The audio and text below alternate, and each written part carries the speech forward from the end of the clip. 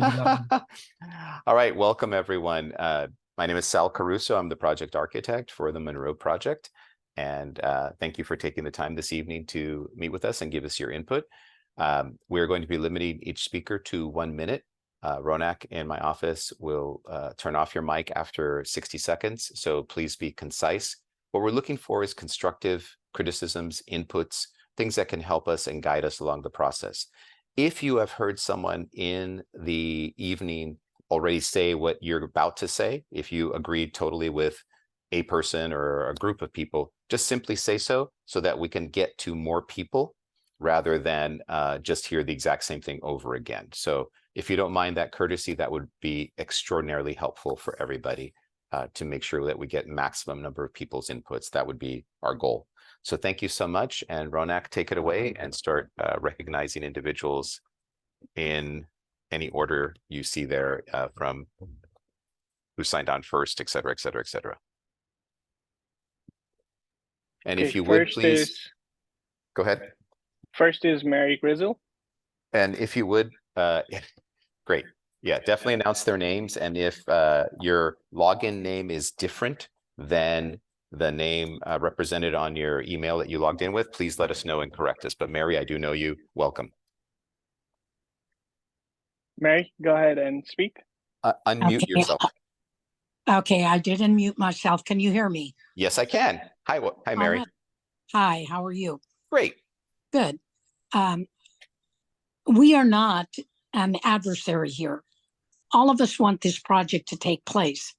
However, the form-based code and precise plan were written with input from thousands of Santa Claras on the vision for the downtown, a downtown we have all wanted for 60 years. Even the university students who were involved in the input and final draft of the precise plan, they presented a huge scroll to the council sharing their wishes and wants. That is all incorporated in the form-based code. My plea to you is to reach out to the group and schedule a real meaningful charrette type meeting and see what comes of it. You and Randy Lamb might be surprised. If there is still a problem and you can't settle the issue, my next plea is to the city council. A vote for this general plan amendment in its current form is a vote for a mediocre downtown. This is not what we want. That is the reason the city spent over $1.5 million. Mary, it's time. To ensure we have a great downtown. Thank you, Mary.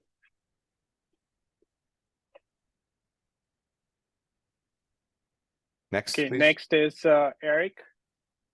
Do we have a last name? Eric Lielsen. Lielzinger. Lielzinger. Sorry. Hi there. So I really concur with Mary. I'm a professor at Santa Clara. I'm raising 3 small kids and who go to Westwood here in Santa Clara. I'm excited about this project in part because housing is the biggest crisis that my family faces. It's incredibly tough. So any project that is going to add dozens of housing units is great. But Mary is absolutely right that the community spent a lot of time and creating a vision for downtown in the form-based code and in the precise plan. I don't think that this project is too far from those goals, but it only seems to be 1 floor over. It needs wider step backs, but there's definitely a place where you can meet, revise the project to meet those requirements. Thank you, Eric, and I concur with you. Housing is desperately needed, and this project would be the first project in the history of downtown Santa Clara to have affordable housing. None exists currently in downtown Santa Clara. Thank you for your comment. Next, please. Next is Steve Ringer. Steve, go ahead. Unmute yourself, please. Steve, can you hear us?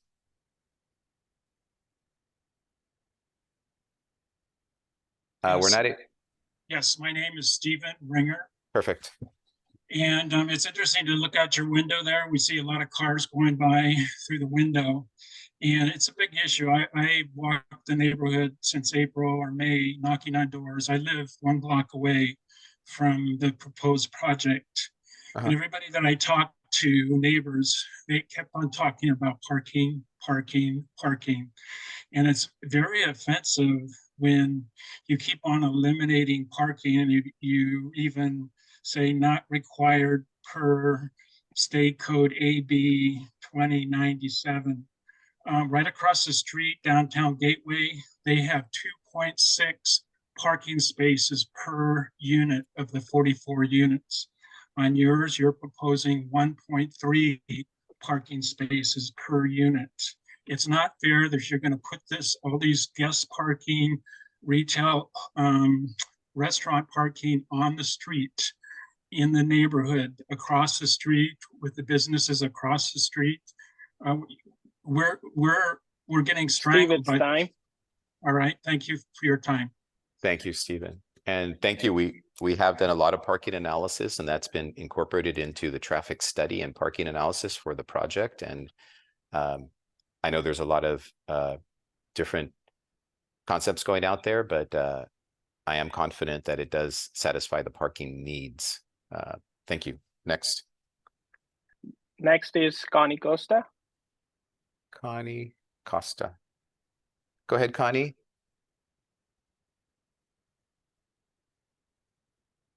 Can you unmute yourself, please? I think you're still muted. Hit the little micro. There you go. Okay, can you hear me now? I can hear you now. We sound like the Verizon commercial. Yes, I can hear you now. Okay, so this is what I have to say. The city of Santa Clara has spent over $1.5 million in taxpayer money to create a precise plan and form-based code in the first form-based code in the city's history. This was ultimately replaced the hodgepodge of ugly, unrelated buildings, strip centers, and acres of parking lots with a people-friendly, architecturally significant destination point. Why aren't you adopting all the aspects of the plan? If you're not going to follow the precise plan, then you should allow the existing general plan without any amendments. Thank you. Thank you. Just for a point of clarification, when I'm leaning downward, it's because I'm taking notes. So it's not that I'm not engaging or listening. I'm actually listening attentively and taking down notes and writing. So when I look downward, it's to take notes. To your point, Connie, we really do believe that the project, very much like some of the other speakers said, is extraordinarily close to the precise plan, extremely close, not too far away whatsoever. So we will be looking into that. Thank you for your comments. Next, please. Next is Ajir. Ajir. Ajir, may I have a last name, please? Can you unmute, please? Yes, G-I-R-E. I'm sorry, what is the last name? G-I-R-E. G-R-E. Okay, thank you. Go ahead, please. Yeah, I'm sure this was brought up in the previous council meetings, but you know, the white elephant next door would promised us the restaurants, you know, on the first floor. And what is going to be the difference between your project and the one that really didn't develop because of the vent hood issue and the restaurants going in to increase, you know, traffic in our city and for us to have great restaurants? Thank you for your comment. I'll explain what is different. So Nextdoor did not put in a grease trap or ventilation hoods, piping that goes up through the building to provide for retail uses like restaurants or cafes. They did not build it into the project. This project has all of that built into the project. It's already on the plans right now that anyone can take a look at, both the vent locations, multiple vent locations, and the grease trap underneath the parking lot is all in place on the planning package. So all that's already there. So that's a huge distinction, because without those, you can't put in a restaurant. With ours, you can. So that'll be a big difference. And All of our retail on the ground floor is very important to us. So they have operable walls all along the retail frontage, so the walls can open up and you can have indoor, outdoor cafe style, very much like many marketplaces like Santana Row, Sunnyvale has them, you know, many downtowns, Mountain View, a lot of the restaurants have them. Those are the successful areas that we see that really work when you engage and activate the sidewalk and the community, and you don't just have an ugly storefront, if you will. I hear everything that you're saying, Right. but we were promised. Yeah. So Ajir, I think that time was up, and I understand that they promised that, and but that was them, and there's a whole storyline behind that developer and that situation that's radically different than Lamb and Associates that is doing this project, who has an incredible track record of putting in retail and restaurants and good services in their buildings versus, unfortunately, the developer next door. Thank you for your comment. Very valid comment, very appropriate. Thank you. Next, please. Next is Chuck. Chuck, can I have a last name, please? Hi, this is Ann MacDonald. Oh, it's not Chuck. Okay, sorry. Sorry, it was his login from the last meeting we had where I was in person with my son Noah, who spoke to you about it then. Yes. So we want to know why we're doing this virtually now. Do you just not want the whole neighborhood to show up again? I mean, it's really frustrating. We want a downtown that's going to have restaurants and things. Think downtown Napa, think downtown places where people will want to come. We Absolutely. don't need more housing. We have housing and nowhere to go. I don't want to walk to Togo's. That's not my dream retirement community. I want places to go to. This housing in a historic town is not what is needed. I know we need more housing, but right here, it's already congested. Lafayette is a mess with the suicide lane in the middle that the city does nothing about. Someone died there 2 years ago. We need to have it come together, and some of that hopefully will happen, but putting an 8-story building over there is not it. Yeah. We need places for us to go. I'm here too also. So, I mean, the last step is to maybe— I'm sorry, who's speaking? Protest. This is Chuck. This is Chuck. Thank you, Chuck. Yeah, Sorry. Yeah. And I'm about 2 blocks away from you, so I don't know. Yeah, you if blocked we my should— view of the fireworks when you built your building. Yeah. I don't know if we should It's time. start protesting different businesses. I mean, what's next? Thank you for your comments. The time is up, but I will respond to it. So I do understand and appreciate that you want finer restaurants, and I agree with you 100%. Downtown needs activated sidewalks to be a destination and a place of interest.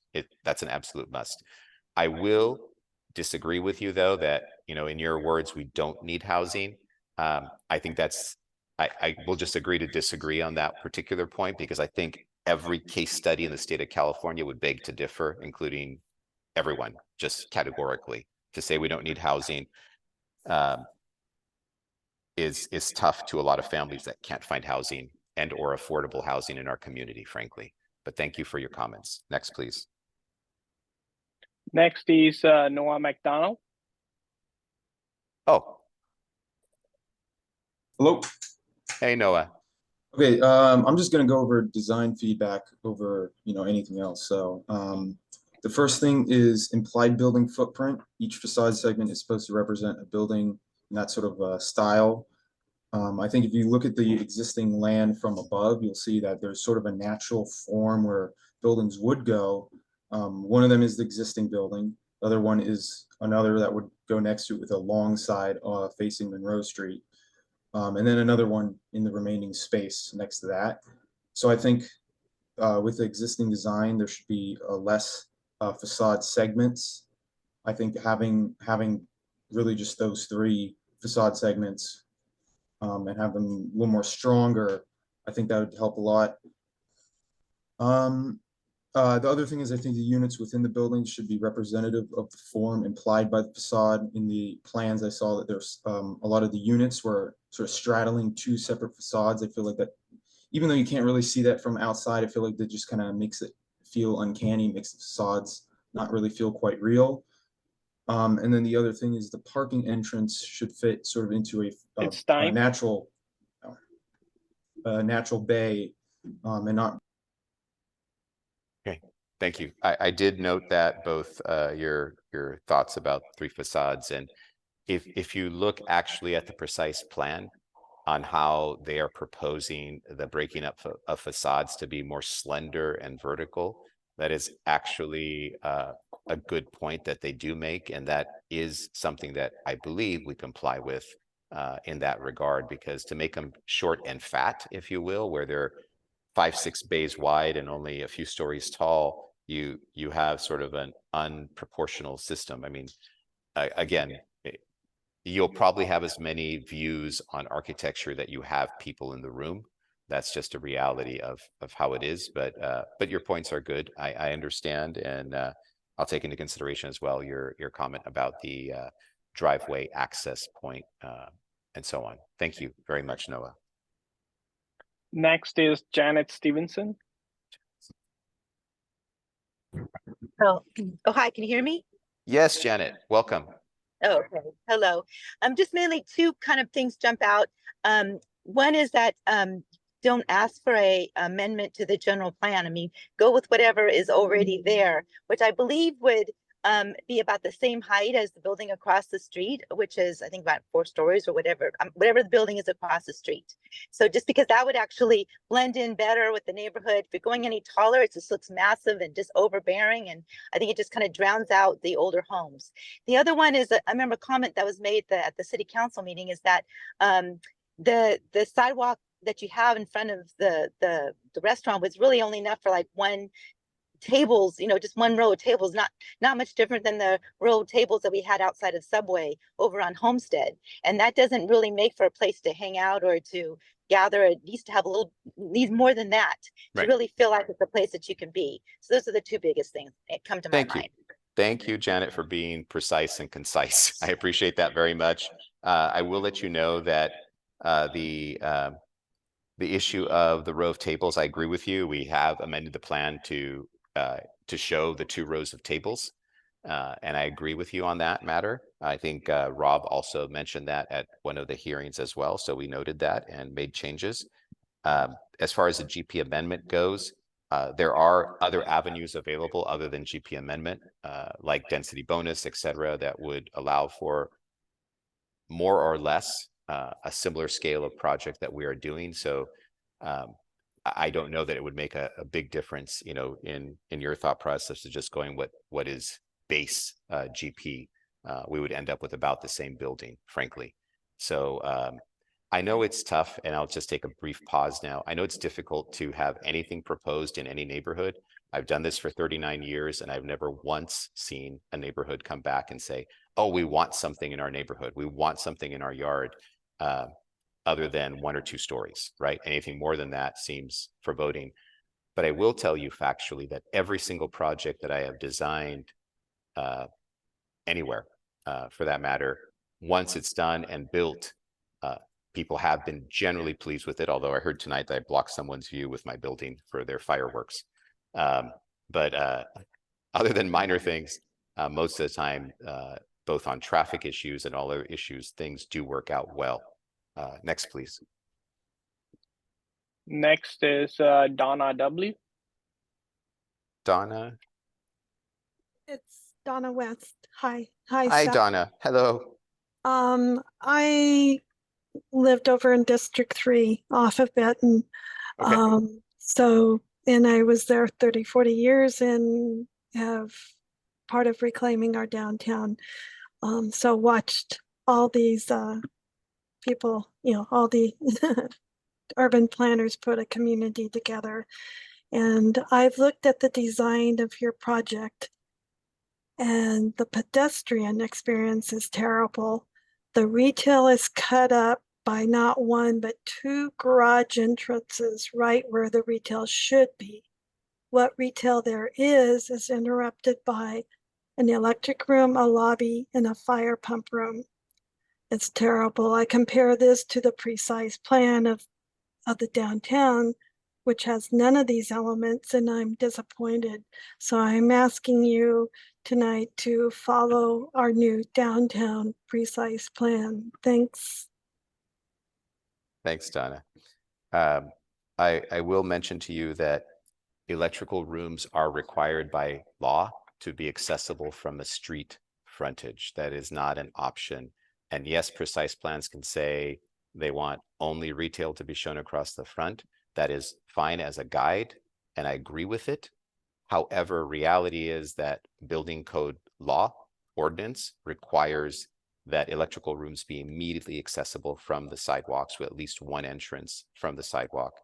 And yes, we also have to put driveways somewhere because there has to be access for the ADA parking spaces, Americans with Disability Act parking spaces, which are on the ground floor, and access to the parking structure down below, which is on Franklin Street.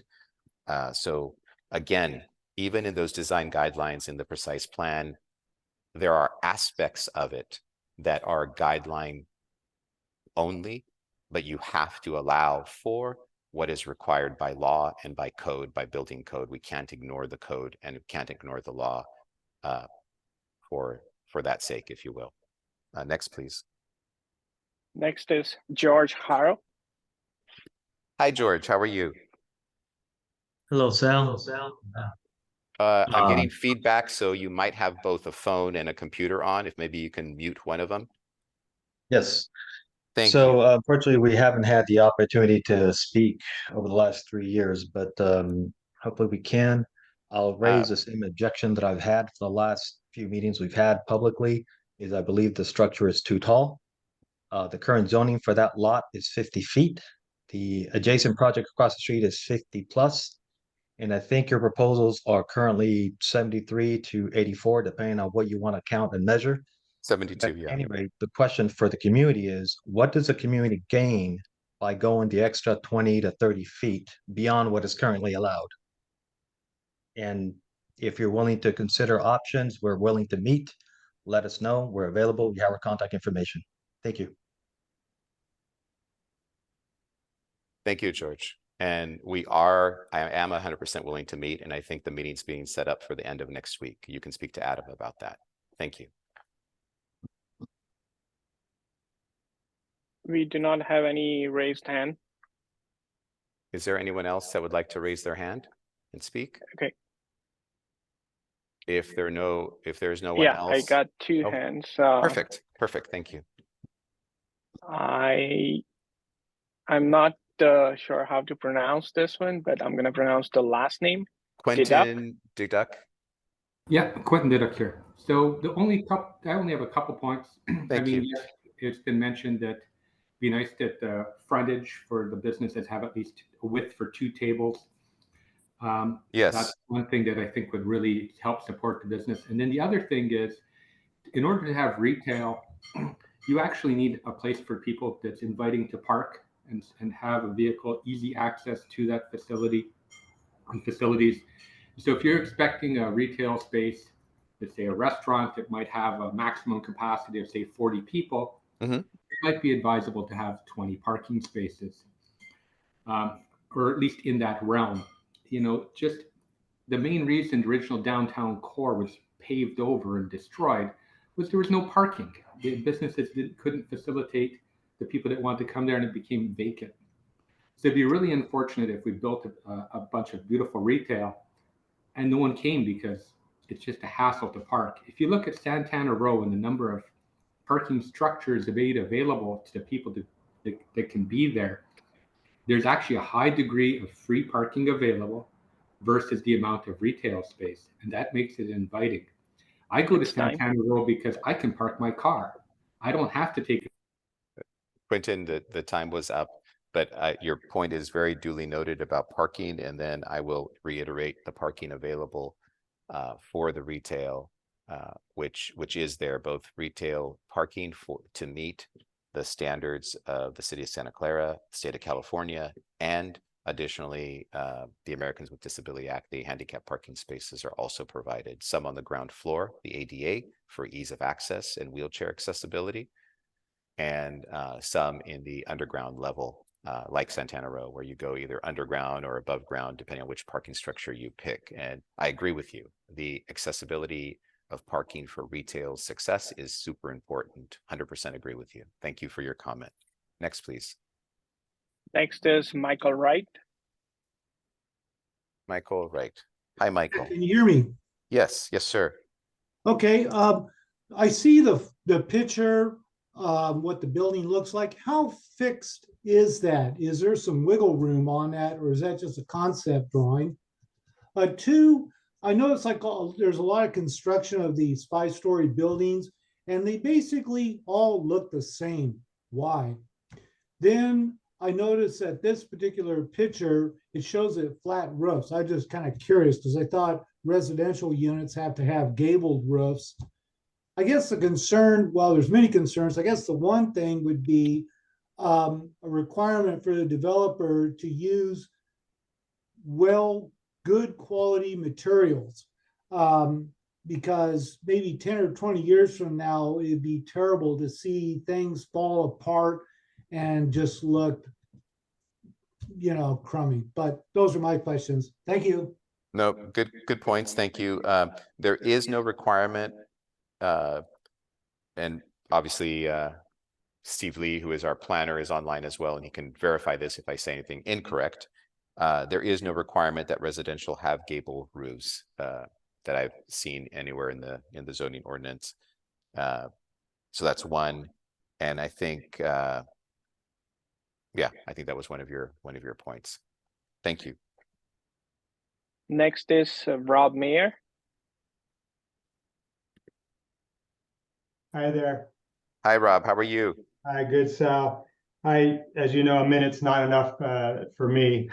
I can accomplish far more with a pen in hand and tracing paper. So, as Mary said, I do think that a design charrette session would be most beneficial to convey some changes. And so I do, if that is truly in the works, I do look forward to that. It is definitely in the works, and we're just picking a date for next week, either Wednesday, Thursday, or Friday, and I have to finalize on my schedule and look at availability, but that meeting will happen next week. Okay, great, because I think that's much needed.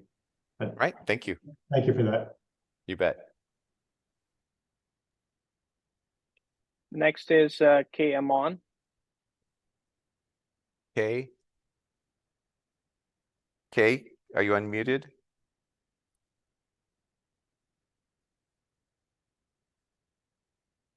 Kay, can you unmute yourself, please? By the way, great picture.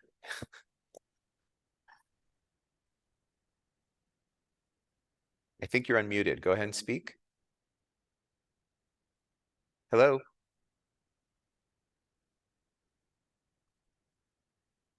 I'm sorry, Kay, if you're speaking, I'm not able to hear you.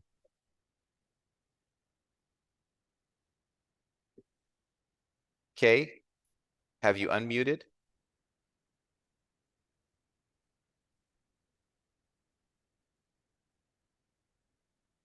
I see your hand is raised. Ronak, do you want to try again to see if she'll can unmute?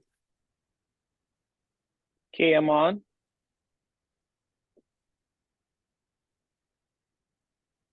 I'm sorry, Kay, we're not able to hear you for some reason. I'm so sorry.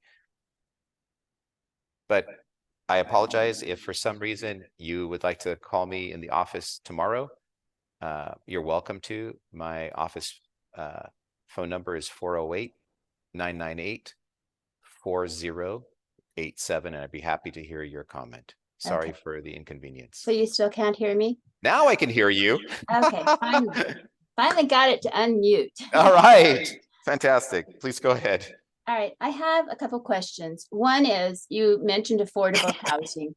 How much affordable housing are we talking about? 15% of the project.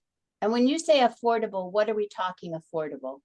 It depends on which approach we're looking at. We're trying to finalize that right now, so no final decision. It'll be anything between affordable, very low, to moderate, somewhere in that range. We have not done the final mix of units, if you will, but we will have that before we go to council. What do you use as your basis for what affordable? State standard. Literally, the state of California puts out those standards. It is not arbitrary. It is not our choice. We don't get to pick what that means. That's defined by the state of California and ratified by the county of Santa Clara for the whole county of Santa Clara. Okay. And the My city other of Santa Clara question- also does it. Yeah, go ahead. My other question is, what makes you think that your retail is going to draw people when the Benton has been open for a significant longer and is in a, I think, in some ways, a more desirable location, and it doesn't have hardly any retail yet? Well, two things. One, actually, I think the Benton, what I have heard, I'm not at liberty to disclose, I'm not part of that project, right? But what I have heard, there is a fairly phenomenal restaurant going in there that is local to Santa Clara. That's what I had heard directly from the restaurateur. And that will be a coup because that'll be amazing. Two, it takes usually 1 to 2 years to lease up retail, because it's not like someone is waiting right now saying, I'm going to open another restaurant. I'll pick on Fiorillo's because they're down the street and they're not going to open a location here. So they're an easy pickings for me in that way. So let's say Fiorillo's, if they were on the other side of town, they saying, hey, I'd love to open a location on El Camino Real. It doesn't happen overnight. But what the Benton does have that the Project Gateway doesn't have, the one next door to us, is that Benton has all the facilities built into it. So when they do have a restaurant, they can open it and they can make it happen and it can be successful. So it does take 1 to 2 years to fill up retail. It's not a quick thing. I will say, although you say that they're a better location, I would say I think they have a very good location, period. It's a very good location. But I think the synergy, I believe in downtown Santa Clara, I mean, I arrived here in 1999, so 24 years ago. And I believe that downtown will be superior to something on El Camino Real as a community, as a space, as a place of destination, because it'll have synergy once people start building and investing in Santa Clara downtown again. There's going to be a synergy there that a big giant street like El Camino Real can't do. So I think it will be beautifully successful. I'm just concerned about more open It's time. retail. Okay. I know I think you're about to say you're concerned about more empty spaces, and trust me, this particular developer, Randy Lamb, his properties are fully leased up on their retail, and they work very hard with brokers, real estate people to fill up their spaces. They do not let vacant stuff hang around, and they have a good track record of that. Next, please. Okay, we don't have any raise hand. Yeah. And thank you all for participating. This is extraordinarily helpful. I've noted each and every one of you, all 14 of you We got speakers. 2 hands. Oh, 2 hands came up. All right. Okay. So Carlson, Stanley. Stanley Carlson. Actually, it's the wife. Hi, Noreen. Hey, how you guys doing? So this is a very strange Zoom because I can't see anybody, but except You can see me, right? Yeah, I can see you. Okay, good. So I didn't want to raise, I didn't know how many people were on. I hate the Zoom meeting. I'd rather be in person and talking about this, and I'm very looking forward to that. I mean, I'm very happy that that will be happening next week. I think it's really important. 100%. Yeah, and I guess I won't belabor anything because you know, we were up till 2 in the morning and everybody heard everything. So I'm hoping for some really good positive changes. Height is really critical for me. Again, I've said this probably 100 times, and I've driven council members over this, that height over on off Monroe, when you drive Monroe and you see the data center and the 84 feet is just really, really puts it in perspective. A lot of cities take and do those. It's time. Oh, time, crap. Sorry. Okay. No worries, Noreen. It's duly noted. I've noted that height is the most important factor for you, and I got your message. Thank you. Thank you very much. And thank you also, I just want to recognize you publicly because you are the one neighbor who actually reached out to me. So I want to thank you and acknowledge you for always reaching out, always being cordial, always being kind and thoughtful in your considerations. So thank you for that. Any Next other raised is, hands? yeah, two more hands. Yes. Oh, he just lowered Okay. his hand. Okay. Okay, so the next one is Frank Lemon. Frank Lemon. Hi, good evening. Appreciate the opportunity to speak. You bet. I'm excited to hear that you're scheduling a follow-up meeting with some of the interest in the local area, like the Old Quad Residents Association and reclaiming our downtown. A lot of progress has been made on the precise plan and on the form-based code. And you yourself mentioned that you're very close to fulfilling what those documents embody. I certainly hope that it can be pulled together into a win-win. This could be the first project that actually sets the mark for the plans, which is an important precedence in the city. So, you know, I hope that that does bear fruit, and I commend you for arranging that meeting. That's it. Thank you. Thank you, Frank. Are there any other speakers? If you could raise your hands all at once so that we know how many more we have, because we want to make sure to do our best to get to everyone. Oh, next is Michael Wright. I think we already heard from Michael Wright. No? Yeah, we did. Yeah. Oh yeah, that's right. So the next one is Rod Dunham. Rod, go ahead. Rod, are you unmuted? Hello? Rod, I'm not able to, you're still muted, Rod. If you could please unmute.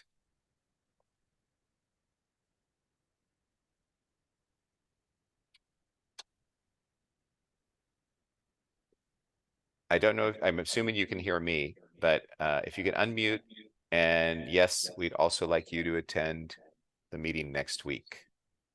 So at least I'll convey and extend the invitation if you can't hear me or can hear me but can't speak.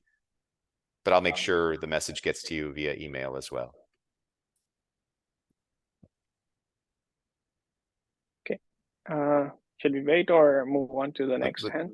Let's go to the next hand, and maybe we can come back and see if Rod is able to. Okay. Next is Jeff Houston. Jeff Houston. Hello, can you hear me? Yes, I can hear you loud and clear. Thank you. Are you able to lower the height to accommodate the plan for the old quad once? I think what I'm going to try to meet with them and figure out what that exactly means, because our height is at 72 feet, where we amended it. It was 73.5. We amended it to 72, which is the height allowed under the proposed precise plan. The difference is they talk about 5 stories rather than 6 stories, which we are 6 stories in truth, but we are at the same height at 72 feet. So we'll get together with them and figure out exactly what all that's about and see what can be done, what's possible, what's feasible. So I will answer your question, not tonight, but once after I meet with the group.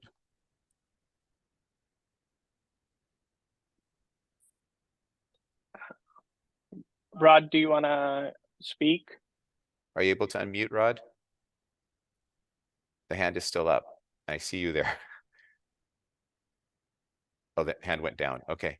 So Rod, I know you're not able to speak, but you are more than invited to participate next week in the meeting, and look forward to that. Next is Diane Ringer. I thought we had. Hi. Hey, No, those this is Steve Steve Ringer. Ringer. This is Diane. Oh, Hi. I'm assuming his wife or someone else completely different. I don't think I'm his girlfriend. I'm his wife. Anyways, someone had brought up about low income, and just to let people know that the income, the AMI it's based on, and I'm sure you know this, Sal, and did not share it, but is 181,000. in Santa Clara County, which means a 4-person household making 137 or less is considered low income. That's still a lot of money for teachers, for people living in this area. So I don't feel that still your stipulations for that are, you know, really equal to that. Diane, Yeah. do you And know? can I finish? Sure. Yeah. So another thing is, I really am disappointed with this meeting. I feel that it's kind of like your show where you can use more of our time to not listen, but rather kind of talk about your agenda and refute each point. And that's why it's very frustrating the way this is set up. So I don't expect a response from that, but I am disappointed. And also looking forward to the meeting later in the week where there's maybe some listening going on. Thank you. It's time. So to answer, you're certainly 100% entitled to whatever opinion of me or the project that you wish, by all means. But I do guarantee you, I am listening. This is not the other way around.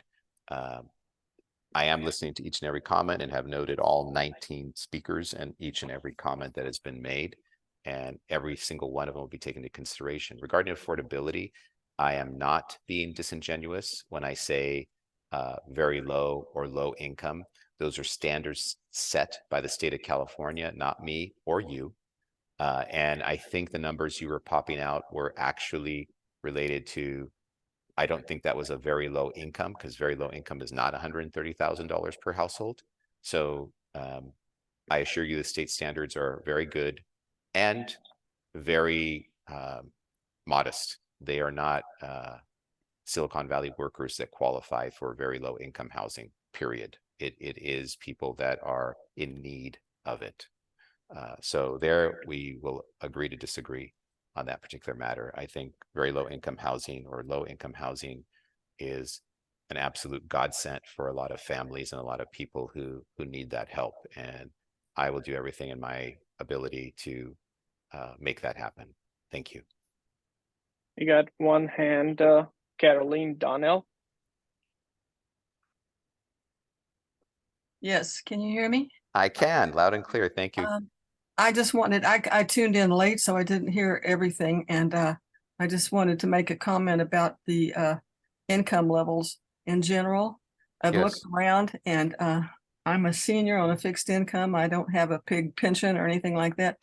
And I don't even qualify for the low income Catholic Charities housing, much less anything else. So I've seen it, what they call low income, even very low income is way more than I make.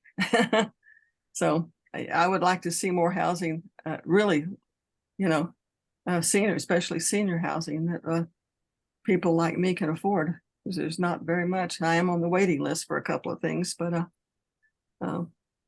all that AMI stuff in the Silicon Valley is just too high for anybody. Anyway, that's just my comment. You don't have to answer anything.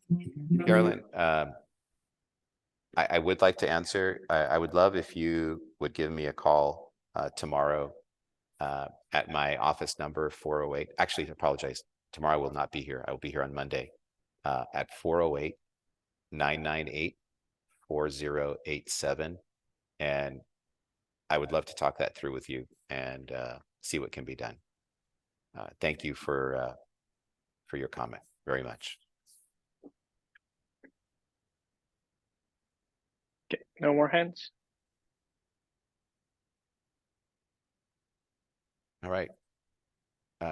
We'll go ahead and close the meeting. I look forward to meeting with some of the community leaders that have been working on the precise plan and in the community, next door neighbors like George and Lucy, who live next door just behind the project, and a couple of others that are key stakeholders in the project, and seeing if we can make some leadway in a very constructive, hands-on meeting next week. So I'm looking forward to that. Thank you all very much. I promise you, I'm grateful for all of your comments tonight. It makes a difference when we take the time to listen to each other, and I am listening attentively to each and every one of you, all 20 of you, and I have my notes, and I will review them, and I will bring these notes with me when we meet next week with some of the stakeholders in the community and take it to the next level and look at how we can implement some of these principles and still have a project that works. And I really do believe you when you say you do want a good project here, and so do I. I've been in town for, like I mentioned, 24 years, and my desire, my hope has been always to help rebuild a downtown that is sustainable, that provides housing, provides retail, and makes it something special, to set a benchmark that is important and buildable, that it can be done. So thank you very much all. Have a great evening, have a great weekend, and look forward to seeing some of you next week and all of you or more at future meetings. Thank you. Have a good evening.